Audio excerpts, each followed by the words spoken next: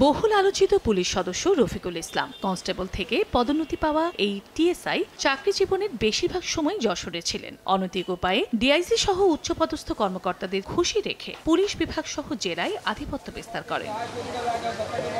অভিযোগ রয়েছে, অবৈধ উপায়ে নিজ স্ত্রী ও শালিকার নামে গড়ে তোলেন কোটি কোটি টাকার সম্পত্তি। এর মধ্যে রয়েছে যশোর শহরে একটি 6তলা ভবন, দোতলা মার্কেট ও একটি দোকান বিল্ডিং, 276 শতক জমির ওপর গরুর খামার, গোপালগঞ্জ জেলা শহরে 7তলা ভবন, ঢাকাতে ফ্ল্যাট, রাজশাহী শহরে বাড়ি এবং খুলনাতে জমি ও ফ্ল্যাট সহ মোট 429.544 শতক সম্পদ। তবে অনুসন্ধানে জানা যায়, অর্জিত সম্পদের মধ্যে বেশিরভাগই নামমাত্র মূল্যে ভয়ভীতি ও প্রতারণার মাধ্যমে অর্জন করেছেন ওই পুলিশ কর্মকর্তা। ভুক্তভোগীরা তাদের উপর অত্যাচার ও জবরদখলের বিচার চান।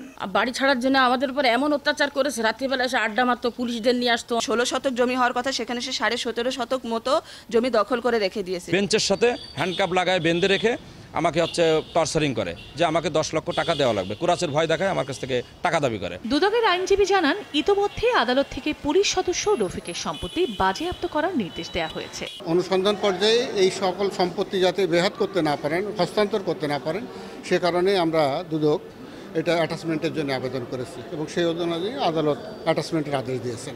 1987 সালে পুলিশে যোগদানকারী রফিকুল ইসলাম বর্তমানে রাজবাড়ী জেলায় কর্মরত। সময় সংবাদ, যশোর।